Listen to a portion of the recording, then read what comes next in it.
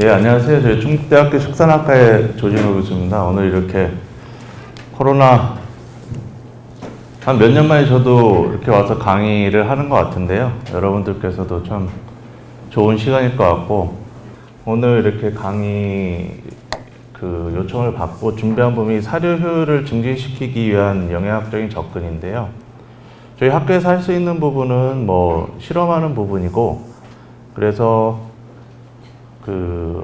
저희 대학원생들하고 같이 최근에 나온 퍼블리케이션 된 논문들 중에서 사료 효율을 높일 수 있는 그 연구 결과를 중심으로 해서 최대한 최신 자료를 만들어서 저희 발표를 하도록 하겠습니다.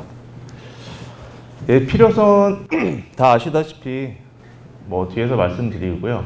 그래서 사료 효율에 영향을 미치는 것들이 과연 어떤 것들이 있을까 고민을 했는데, 여러 가지 연구 결과를 찾아보니까 스트레스부터 해서 소화율, 그리고 효소, 그리고 장 건강, 그리고 면역 능력, 그리고 그 외에 약간의 영양소 함량, 그리고 사료 형태, 가공이라든지 다른 원료들, 그리고 마지막으로는 일단 친환경 쪽으로 갈 수도 있고, 아연 요즘에 많이 줄어가지고 저희가 했던 연구 결과를 바탕으로 한번 말씀을 드리도록 하겠습니다. 다 아시다시피 지금 곡물 가격이 상당히 상승을 하고 있어요. 그래서 19년도부터 22년도까지 보면은 약 100% 정도 지금 상승하고 있는 분위기고요. 그래서 앞서 말씀드린 대로 이러한 영향들이 상당히 영향을 미치고 있는 것 같습니다.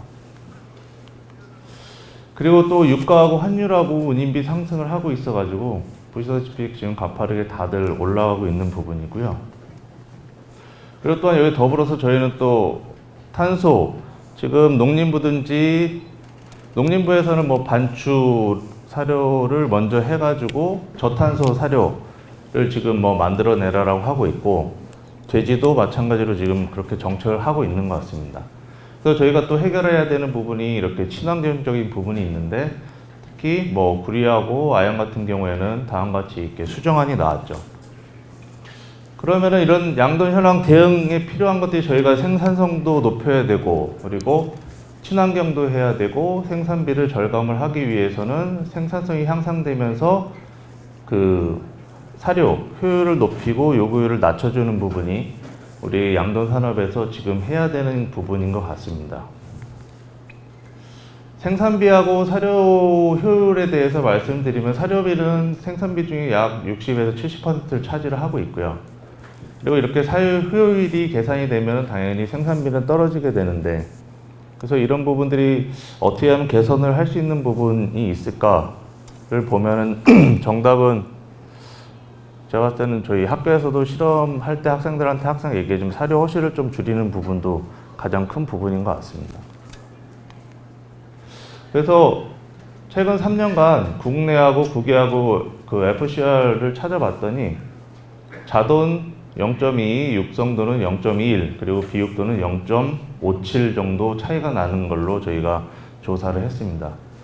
그래서 이 FCR이 이 정도 차이가 나기 때문에 우리가 사료 효율도 당연히 저만큼 해외하고 비교를 했을 때 낮다라고 저희가 알 수가 있을 것 같습니다. 그래서 이 사료율에 영향을 미치는 요인에 대해서 첫 번째 스트레스에 대해서 말씀을 드리도록 하겠습니다. 저희 이 마크는 저희가 실험실에서 실험한 연구 결과를 표시를 한 거고요. 그래서 지금 저희가 자동 가지고 저희가 이콜라이 공격 접종을 해서 장 환경 스트레스를 준 다음에 저희가 식물 추출물을 급여를 했습니다. 첨가를 해서. 그래서 식물 추출물 같은 경우에는 비터 시트러스 익스트랙 갖고 에센셜 오일을 0.1% 첨가를 했더니 저희 사료율이 증가하는 결과를 얻었고요. 그거에 따라서 혈중 림프구 수치를 했더니 림프 수치도 역시 변화가 있었습니다. 그리고 육성 비율동에서는 가장 중요하게 저희가 지금 포커스를 맞춰서 연구하고 있는 부분이 사육 밀도인데요. 지금 음성대조군하고 양성대조군에서는 양성은 밀사 스트레스를 줬고요. 그래서 밀사는 0.4 정도 면적을 갖고 일반은 0.55 정도 가지고 저희가 조절을 했습니다. 그러고 나서 이것도 역시 식물 추출물 급여를 했을 때 사료 효율이 0.03 정도 증가를 했고요. 그리고 저희가 또 따로 CCT 카메라를 달아서 저희 행동 분석도 하고 있습니다.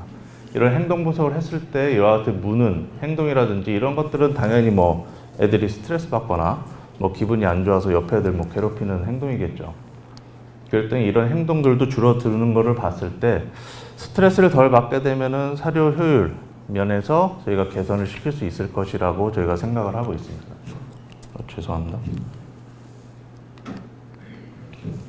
네, 또 하나는 이거는 그 2020년도에 재팬이라는 저널에서 발표한 연구 결과인데요.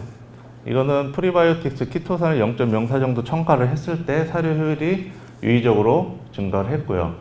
그거에 따라서 보니까 보통 그 스트레스 관련해서 스트레스 지표를 혈액에서 측정할 때 보통 코티졸 농도를 측정을 합니다. 이 코티졸 농도가 현대적으로 이렇게 유의적으로 떨어지는 것을 봤을 때 역시 스트레스를 덜 받게 되면은 사료율을 높일 수 있겠구나라고 저희가 생각을 했습니다. 그리고 두 번째는 영양소 소화율인데요. 영양소 소화율을 높이기 위해서는 다들 다 알고 계시죠? 효소제. 이 효소제는 또 원료에 따라서 어떤 효소제를 쓰냐에 조금 차이가 있긴 하지만 저희가 최근 논문을 봤을 때는 파이테이지 같은 경우에 1500 정도 첨가를 했을 때 사료율이 0.74 정도 대조고와 비교해서 저희가 증가를 했고요. 그에 따라서 마찬가지로 칼슘하고 인, 소화율이 증가를 했습니다. 그리고 다음은 자일레니즈인데요. 이 부분은 역시 자돈에서 8kg짜리 자돈에서 2018년도에 발표된 논문인데요. 이 정도 했을 때는 2000 정도 첨가를 하는 경우에는 사료율이 0.1 정도 증가를 하고 그리고 그에 따라서 건물이라든지 조단백질 그리고 에너지 소화율도 같이 증가를 했기 때문에 이 효소제의 영향을 받아서 사료 효율이 증가를 하면서 즉 사료 영양소 소화율이 같이 증가를 한 결과를 알 수 있었습니다. 그리고 이 파이테이지를 가지고 저희가 육성돈 27kg짜리를 가지고 저희가 실험을 했는데요. 이 부분에서는 지금 같이 저단백하고 고단백 사료 그 고단백은 18%로 잡았고 저단백은 16%로 잡았습니다. 그래서 이 16%에다가 프로테아제를 첨가를 했을 경우에는 유의적으로 사료 효율이 증가를 했고요. 그에 따라서 외관상 전장 소화율도 역시 유의적으로 증가를 했기 때문에 소화율을 개선을 시켜주면은 사료 효율도 따라서 증가를 할 수 있을 것이라고 저희가 생각을 하고 있습니다. 그리고 세 번째로는 소화 효소의 분비입니다. 장에서 얼마나 효소가 분비되고 활성이 되느냐에 따라서 그것도 역시 소화율을 높아주면서 결론적으로는 생산성을 높여주고 그거에 따라서 효율도 높여줄 수 있을 것 같습니다. 또 역시 자돈에서 실험을 한 연구 결과입니다. 그 유기산하고 에센셜 오일을 복합으로 첨가를 했을 때 사료율이 0.101 정도 증가를 했고요.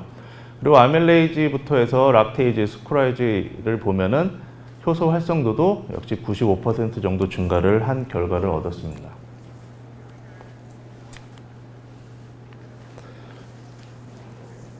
네, 다음은 그 프리바이오틱인데요. 프리바이오틱을 0.5% 첨가를 했을 때 사료 효율에서 15kg짜리 자돈에서 사료 효율이 증가를 했고요. 그거에 따라서 같이 아밀레이즈라든지 프로테아제 효소 활성도가 각각 30에서 13% 정도 증가를 하는 결과를 얻었습니다. 그리고 네 번째로는 장 건강입니다. 최근 지금도 마찬가지지만 저희는 학교에서는 역시 연구를 해야 되기 때문에 여러 가지 과제 이런 것들을 저희가 수주를 해서 대학원생들을 키워야 되는데 지금도 강건성이란 포커스로 해서 장 건강 그런 과제들이 많이 나오고 있고요. 그거에 대해서 연구 포커스가 맞춰져 있는데 여기에 플러스로 지금은 마이크로바이옴 해서 이너뷰티라고 해서 이제 지금 선전도 하는데 장이 건강하면 피부도 좋아진다 그런 식으로 가고 있기 때문에 장 건강이 이 사료 효율이라든지 생산성을 높이는 데 상당히 효과가 있는 걸로 저희가 연구를 하고 있고요. 그래서 장 건강을 위해서 복합 유기산 같은 경우에는 사료율이 역시 0.079 정도 증가를 했고요. 그 이유를 봤더니 육모의 길이와 융화의 깊이의 비율에서도 역시 차이가 났습니다. 이 육모 같은 경우에는 이제 소장에서 영양소 흡수를 하고 있는 털인데요. 이 털이 길면 길수록 역시 흡수하는 면적이 넓기 때문에 영양소 이용성을 높일 수가 있습니다. 그 신바이오틱스인데요. 이건 프로하고 프리바이오틱스를 복합으로 했을 경우에 육성 비육돈에서 사료율하고 장 건강을 봤는데요. 또 역시 사료율에서 증가를 했었고 장에 있는 미생물, 균수, 유산균의 수는 유의적으로 증가를 했고 그리고 대장균의 수는 유의적으로 감소하는 결과를 얻어서 이런 프로프리바이오틱, 신바이오틱스 같은 경우에도 사료 효율을 높일 수 있는 방안으로 생각이 됩니다. 그리고 복합 생균제입니다. 생균제는 뭐 워낙 많기도 하고 그거에 대해서 효과가 뭐 의심하는 부분도 있고 있는 부분도 있는데 2021년도 최근의 논문에서 육성비육돈에서 복합 생균제를 0.2% 다음과 같이 쭉 여러 가지 첨가를 했을 때 사료율이 개선이 됐고 여기서도 마찬가지로 장, 그 상태가 육모 길이의 그리고 음화, 깊이의 비율이 유의적으로 증가하는 결과를 얻어서 장 건강에는 앞에서 말했던 생균제라든지 뭐 유기산, 프로바이오틱, 신바이오틱스 같은 경우에는 효과가 있는 것으로 저희가 발견했습니다. 그리고 다섯 번째로 이제 면역 능력인데요. 면역 능력하고 영양학적인 그 능력하고는 조금 다소 차이가 있는데 면역 능력을 높이기 위해서 영양분을 많이 쓰게 되면은 영양학적으로는 좀 안 좋다라는 부분이 있고 그렇다고 해서 면역 능력을 높여주기 위해서 뭐 여러 가지 방법을 저희가 면역 증강 물질이라든지 이런 것들도 실험을 많이 하고 있는데요. 그 면역 증강 물질 중에서 볼 수 있는 것들이 가장 면역 글로불린인데요. 예를 들어서 식물 추출물 같은 경우에 에센셜 오일을 0.005 첨가를 할 경우에 사료 효율이 유의적으로 증가를 하면서 혈액 내 면역 글로불린도 같이 증가를 했습니다.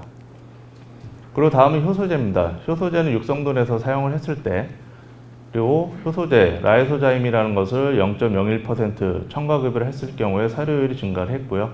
그에 따라서 공장에 있는 면역글로불린 A도 같이 증가를 한 결과를 얻었습니다.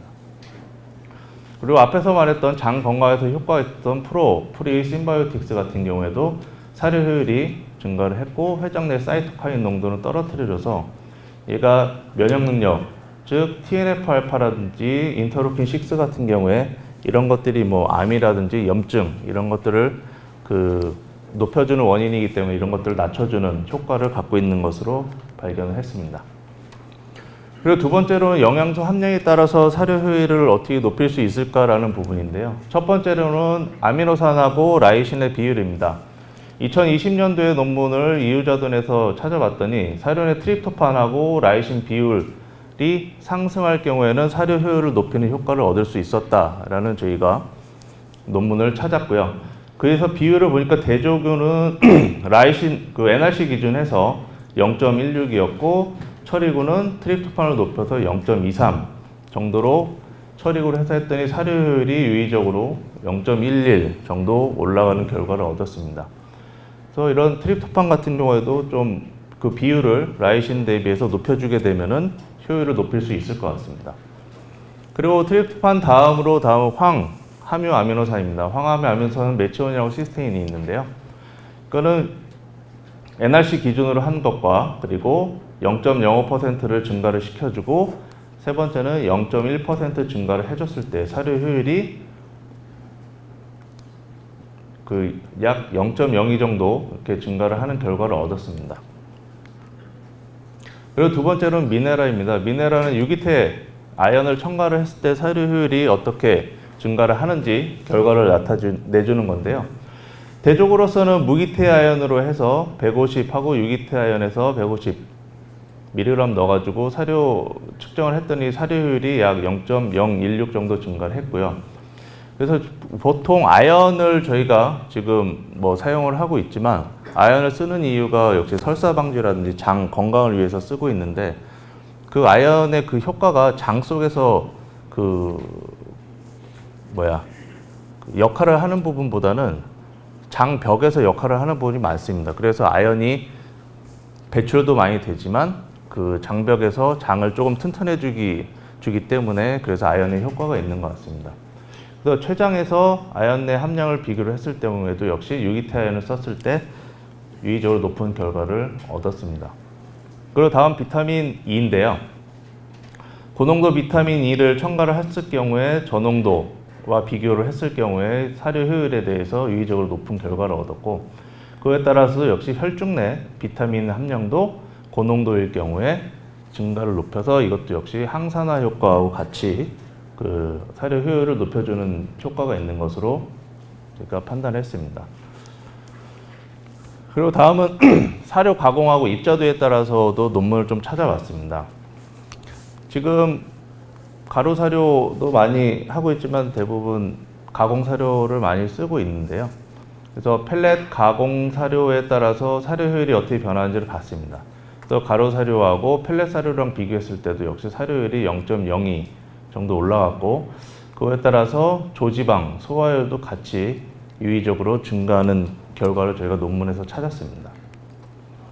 그리고 가공 방법인데요. 옥수수하고 대두박을 익스펜딩 가공했을 때 사료 효율이 어떻게 변하는지를 봤습니다. 그래서 옥수수하고 대두박을 이런 식으로 그 뻥튀기 과자처럼 익스펜딩을 했을 경우에 사료 효율의 부분에서 0.02 정도 증가를 해서 가공도 역시 사료 효율을 높이는 방법 중에 하나일 수가 있겠구나라고 저희가 판단을 했습니다. 그리고 입자도입니다. 그리고 옥수수 입자도에 따라서 사료 효율이 또 변하는 논문을 2021년도에 저희가 찾았는데요. 입자도 같은 경우에 처리고는 300, 그리고 600, 900 정도를 했을 때 사료 효율 부분에서는 입자도가 크면 클수록 떨어지는 그 결과를 얻어서 이유자돈에서는 입자도가 작을수록 사료 효율 부분에서는 올라가는 결과가 있구나라고 저희가 생각을 해서 이유자돈에서는 약 300 정도가 사료율을 가장 높일 수 있는 방법일 것 같다는 생각을 했습니다. 그리고 2015년도에는 밀 입자도에 관한 사료 효율이 어떤지 그 논문도 있었는데요.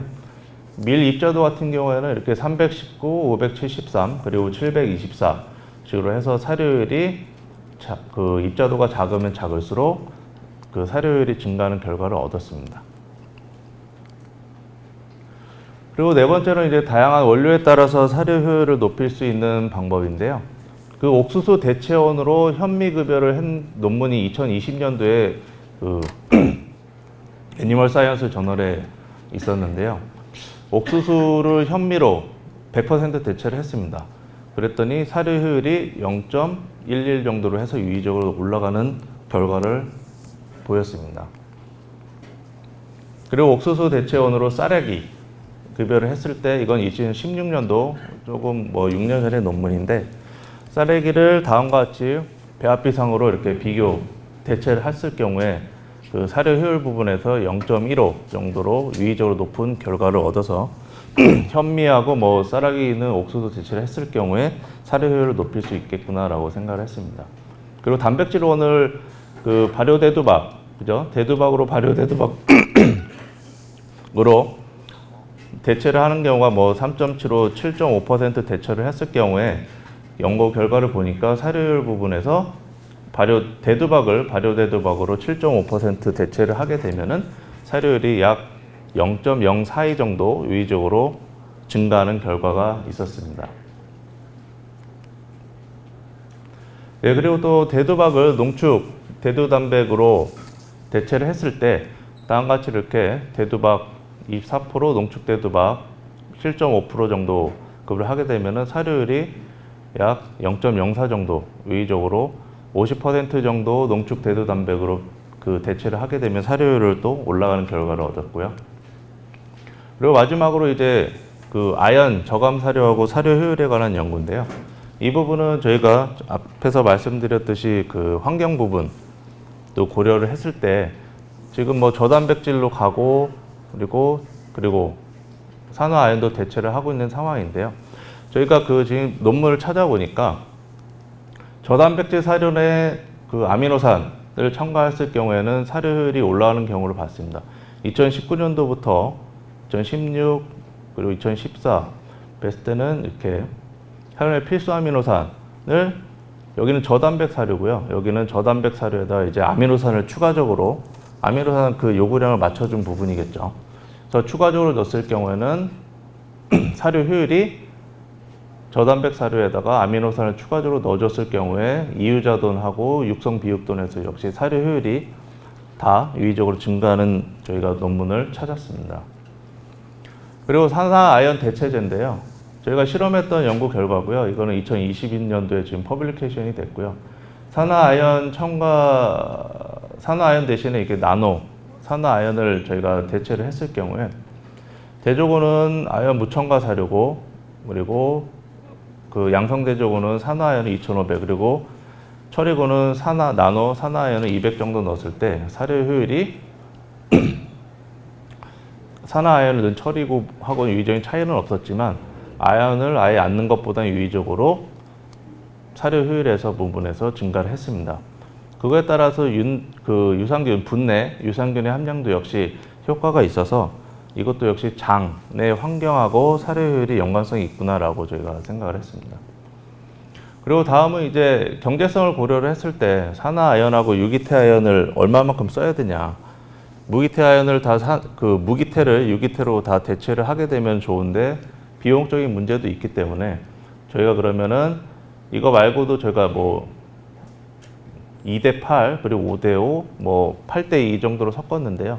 가장 효과가 있었던 부분은 유기태하고 무기태를 지금 500대 500 해서 반반 섞어서 급여를 해도 가장 저희가 원하는 이렇게 성적을 얻을 수 있다고 해서 이 부분은 지금 농림부의 정책으로 제안을 한 상황이고요. 그거에 따라서도 역시 설사지수도 유의적으로 낮게 돼 있어서 이런 아연을 가지고도 장의 환경이라든지 건강을 높여주면은 사료율 부분에서도 우리가 효과를 볼 수 있겠구나라고 저희가 했습니다. 제가 앞에서 말씀드린 부분 저희가 공부를 하면서 찾았던 연구 결과는 지금 다 말씀을 드렸고요. 그리고 저희가 지금 다음 같은 한강에서 저희가 실험을 하고 있고요. 그리고 저희가 포커스로 지금 연구를 하고 있는 부분은 동물 복지.